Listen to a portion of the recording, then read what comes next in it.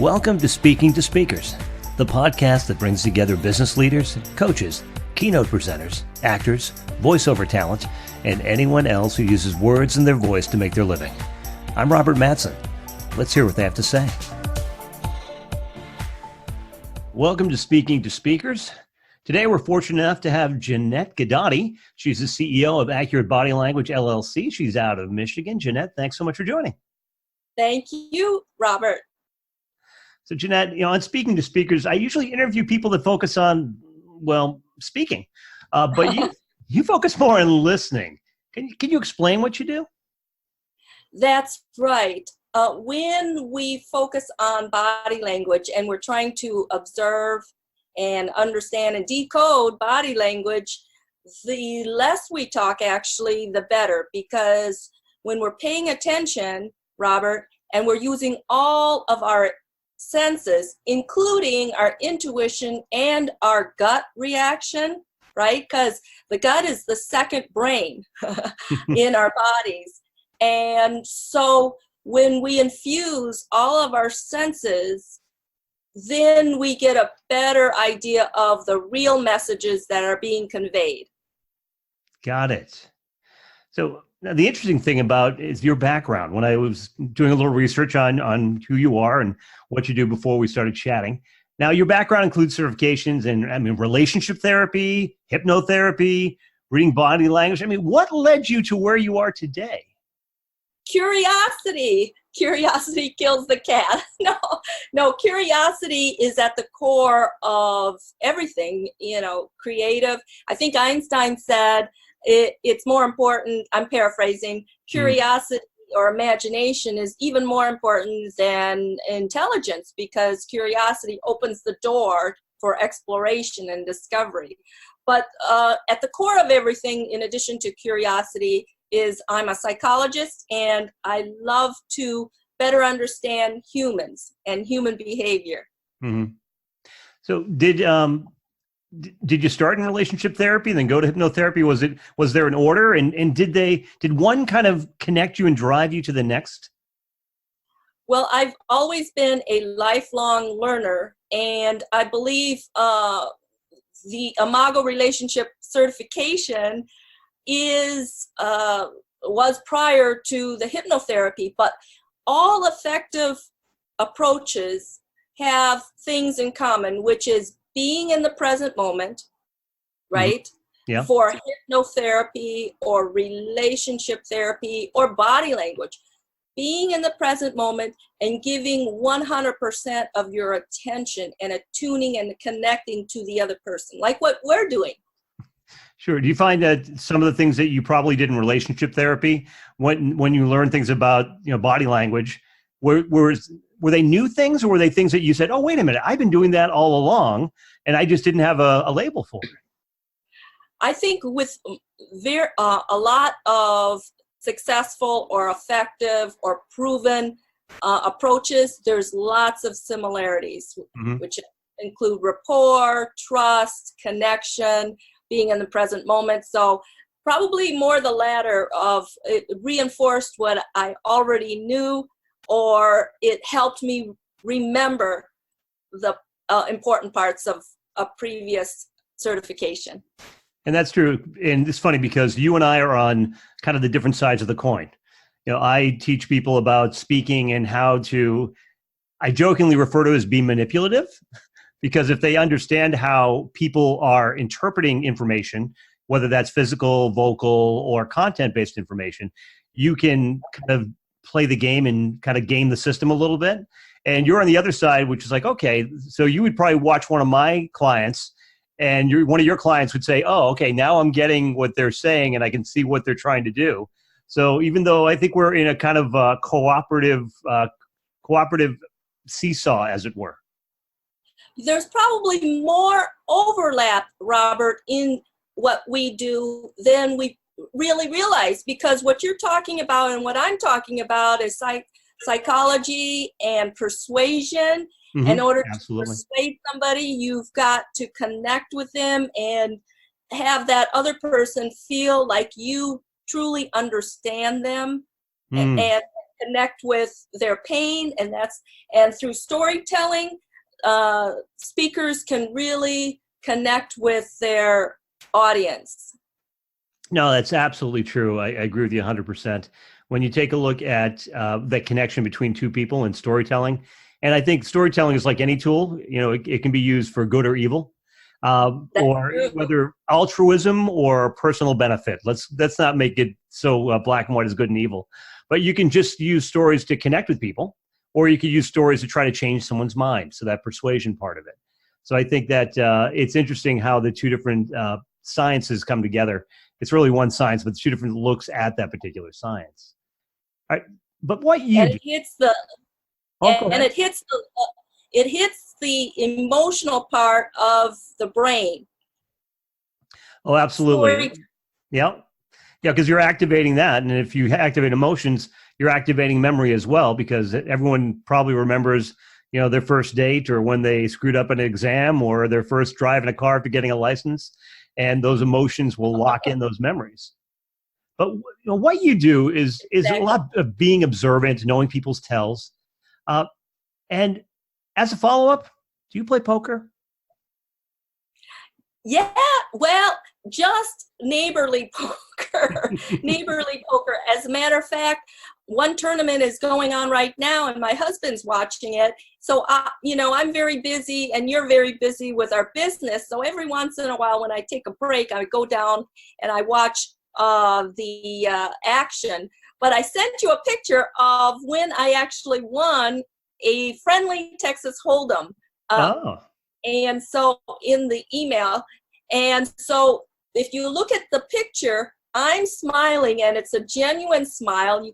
In the picture, you'll see the crow's feet, the elevated cheeks, my gummy smile, right? Everything is gravity defying, and I lean in to my chips. I lean into the chips, because when we like something, we lean in, and when we're disgusted or we don't like something, we lean back. So even tossing the chips onto the table, if it's a gravity-defying toss, right, that indicates non-verbally that the player probably has a good hand, because even in the toss, it's like celebrating. Got it. All right. So that's something for, I think, the listeners to think about. If you're bluffing, lean in and toss your chips in, your bluff in high. Exactly. Do the counter. All right. So, Janette, when people find out what you do they ever get nervous or self-conscious? Only in the beginning, if they don't know me, and it's like at a networking event, right? But as you can tell, I warm up to people quite easily, because they can see that I'm welcoming and approachable. Absolutely. Unfortunately, for the folks listening to the podcast, we're actually talking on a video chat. And so I can actually see that huge smile of Janette's, and she is a very welcoming and warm presence, even just over the video chat. Now, let's jump into a little bit more of what you do in the science of it. And usually examples are a great way to illustrate things. So are there any great historical speakers, or maybe some contemporary examples of people that were caught out by their body language? And can you give a few examples?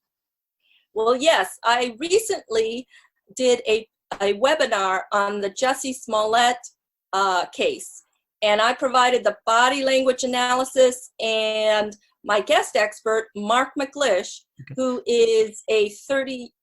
So just so I want to catch everyone in case they don't know who Jussie Smollett is. Jussie was the actor that was claimed that he was attacked, and then there was a claim that he hired the attackers. So it was that type of TMZ level back and forth that was happening. Okay, please continue.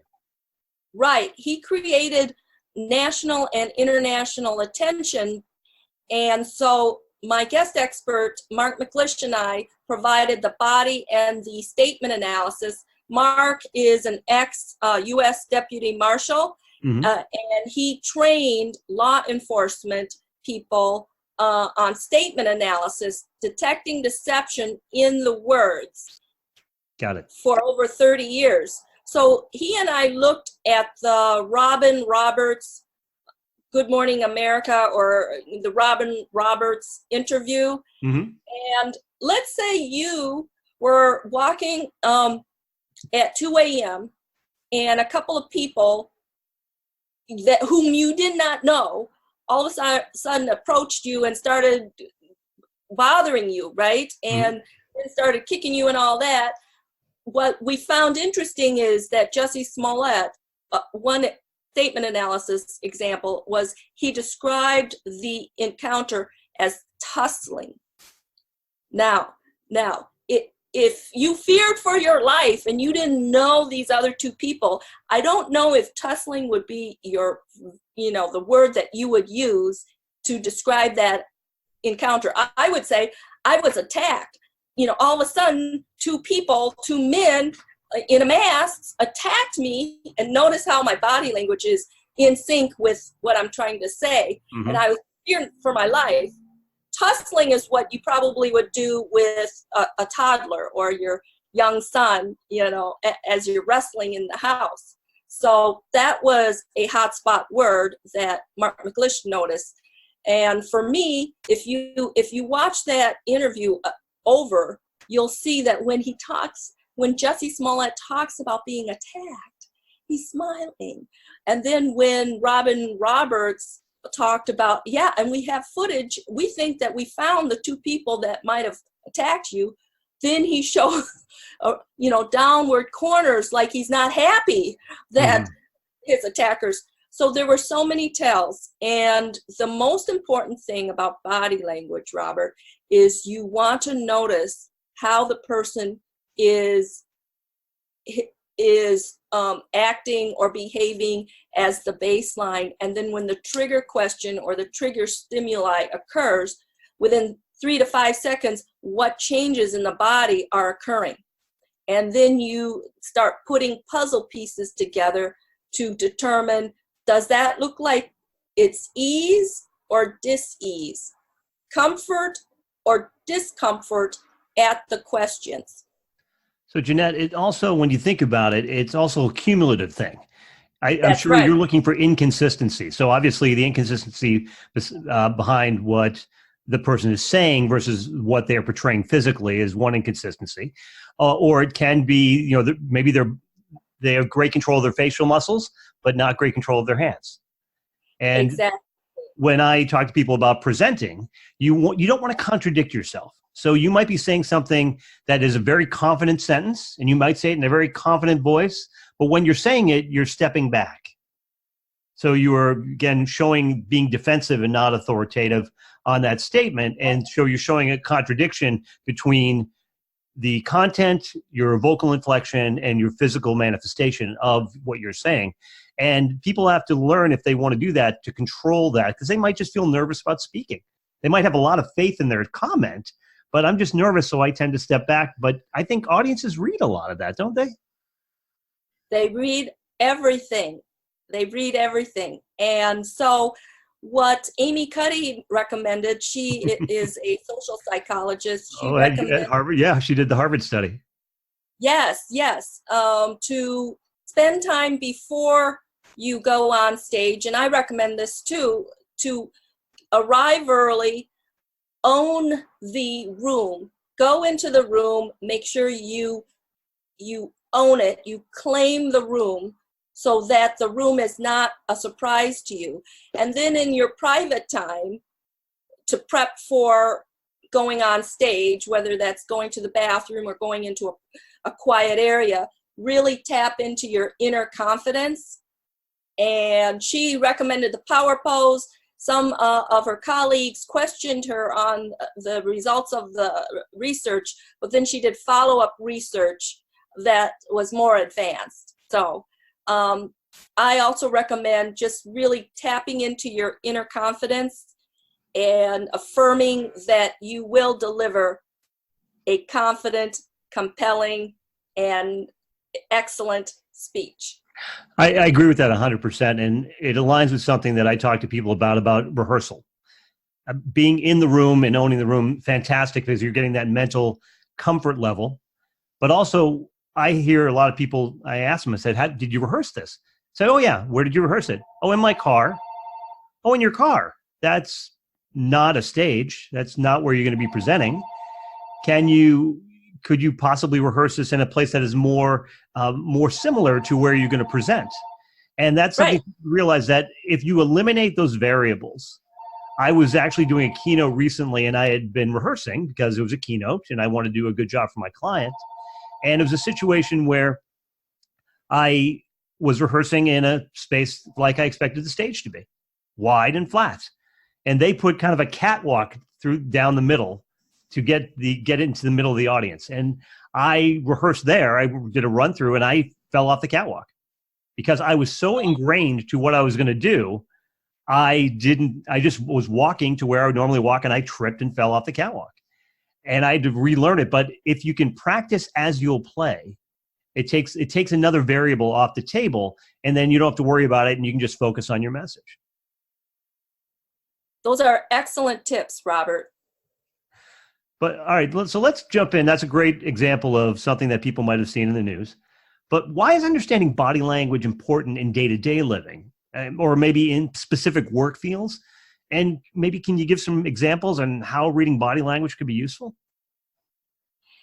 Every interaction that we have with anybody that we encounter, or when we watch a video or somebody else interacting, is very important, because the purpose of two people, engaging with each other is to exchange information, right? And when the words and the body align and are synchronized, then the words and the body are credible, right? They're aligned, they're more truthful.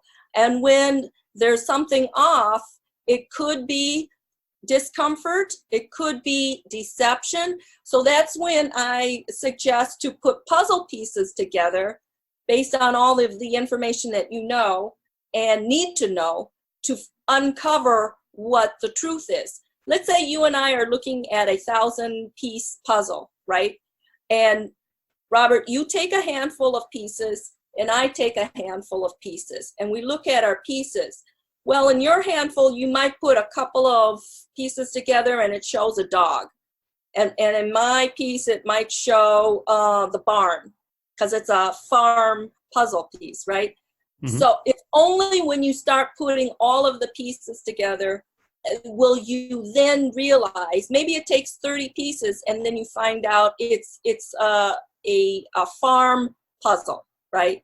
Similar to body language, one little gesture does not mean one particular thing. You've got to look at it in clusters. In the moment that it happens, I use ABC. A is the antecedent, what happened immediately before you saw the B, the behavior, and then C, what are you clustering together? What do the clusters suggest based on the baseline? So in every interaction, whether you're trying to raise your children, whether you're trying to negotiate buying a house or buying a boat with your spouse, right? Mm-hmm. Or whether you're dealing with your team or your employees, or you're hiring somebody, if you're interviewing me for a VP position and you notice that my toes are pointing to the exit door and I don't give you my full attention, right? You should start wondering, well, that's interesting. Be curious about it. Be mm-hmm. curious. I wonder why before her toes were talking to me, and then when I asked her about, well, tell me about your last job experience, then she starts wiggling and shifting and pointing her toes to the exit. You see? The antecedent was, Janette, tell me about your last job experience. And then you notice a cluster of body language. All of a sudden I start shifting. All of a sudden I start tightening my lips. And then I turn my toes. So you see, each one of those pieces are like puzzle pieces. And then you might conclude, wow, Janette felt a little uncomfortable about that particular question. Now that might just mean that I need to go to the restroom, right? Yeah. Or that might mean, oh my gosh, I have to pick up my kid. This is running late and I have to pick up my kid. So it doesn't quite mean that I'm deceptive, but something about what just happened indicates discomfort or unease with the other person. And your job then is to wonder why, be curious, and start putting pieces together so that you uncover more. I was doing some coaching for someone who was going into an interview, and they wanted to figure out how to tell their story, their career story better. And we were sitting down, and she asked me, she said, well, what do I do if I get a question that I don't know the answer? And it's something that I want to avoid. I said, the first thing when you hear that question is smile. Lean in and smile. And just, if you're a little nervous about it, just make sure that you are showing them something that does not show your nervousness, so you have a moment to think it through and figure out how you want to answer that question. And then, of course, we went through the questions that she was uncomfortable with to figure it out. But I said, anytime you have a question that you are not sure of, smile. And just because if you show that fear, and audiences smell fear, they know when you're uncertain. And sometimes, the whole fake it till you make it thing, it can happen in a microcosm of a minute, or a few seconds, I should say, where you say, okay, I'm out of my depth here, but you're a smart person. You can figure it out, but just don't give them the feeling that you're not in control of the situation. Just smile and say, yeah, that's a fantastic question. And often I usually say, well, then ask a question for clarification to give yourself that other breath. But I think it's one of those points where you're absolutely right. There's so much information coming to people that they are absorbing at not only a conscious level, but an unconscious level. And the analogy I use with people is like, when you read, you don't read letters. You barely read words. You actually pretty much absorb the information. And that's the way it is when you're seeing a person talk. You're absorbing their body language and absorbing their vocal inclinations, and you are listening to their content, but you're absorbing all of that so quickly. It's something that it just happens. Right. That's why we have to activate all of our senses. And if you're close enough, you may be able to sense the pheromones and sense the smells of the other person. So yeah, all of that. I love the advice of smile and ask for clarification. I would also suggest maybe expanding out a little bit. Expanding out, because expanding out also taps into a power pose, and smile, and be genuine about the smile, because people can tell when you're faking your smile, right? So you've got to really say, that's a very interesting question, and and then do your best to move into it. And I think the funny thing is that as I don't know if I come from an acting background, so I tend to view all the world's a stage. And people might say, well, okay, Janette just said to be true about it, and Rob said to fake it. Well, the thing is, when you smile because you have a plan. And you know how to, even when something hits you that you're not ready for, my plan is to smile. My plan is to ask for that clarification, to give myself time. And that's my plan. So it's the lack of uncertainty, which is your truth, because you've come up with a plan to control the situation as it happens. Yes. So Janette, I mean, you do this for a living, and what kind of people hire you? I mean, what kind of help are they looking for? All kinds of clients. I have corporate clients. I've presented at conferences and at keynotes, and individual companies, businesses, as well as, a mother could hire me about trying to find out if her kid is using drugs, because I have the certification in alcohol and drug counselor. But in any situation, and also I am launching Accurate Body Language online so that it can reach anybody 24/7 if they are interested in learning more about body language. So Janette, you're in the truth business, is basically. Yes. 3 things. Spot the lies. When you understand body language and also statement analysis, you can spot the lies, get to the truth, and avoid costly mistakes. All right. So, Janette, this has been fascinating. But we know people are getting to the end of their time on the treadmill, and because that's when they listen to podcasts, or they're getting into their office now. A few closing thoughts. Is there anything advice you'd give to the business listeners? Because people that tend to listen to this podcast are business people.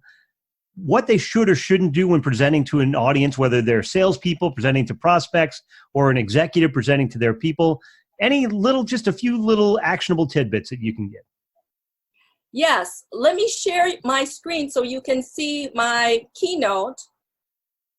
Can you see my keynote?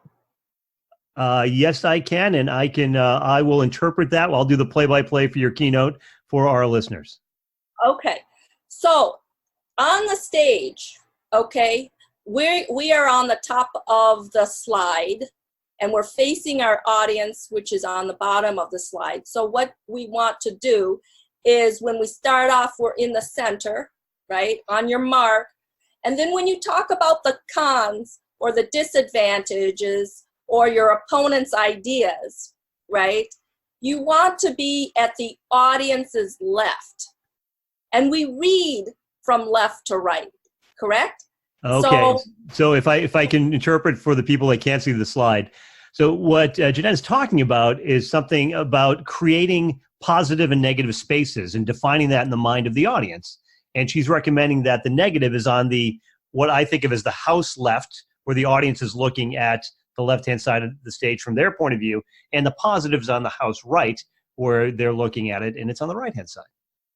Exactly. So you know, actors and presenters should be strategically moving on stage with a purpose, okay? So with fluid confidence, you're at point A, right? And let's say you're talking about your opponent's ideas or the negative ideas, then you move to the audience's left side of the stage. Then you put strategic mark on the center, space number 3, which is ahead of where you originally started, but it's in the center. And then when you make your important point, Robert, and you all know that, you know all this because you're an actor and a professional speaker, but then you want to move to space number 4, which is the audience's right. It's directly opposite of where you planted yourself on your opponent's ideas. You see the distance between that? It's the furthest distance.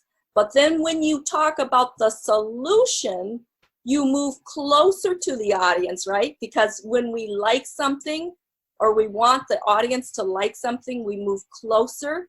So you move closer to the audience, center stage. What Janette's talking about is, from an acting point of view, it's called your blocking. Where you're going to move when. And this is great because a lot of presenters suffer from what I refer to as happy feet. So they are moving, kind of meandering around, and they are stepping around in a very kind of defensive, not defined way. But if you move with purpose, as Janette's talking about, you can define spaces so the audience understands what the spaces mean. You can change your relationship to them to show them what's important.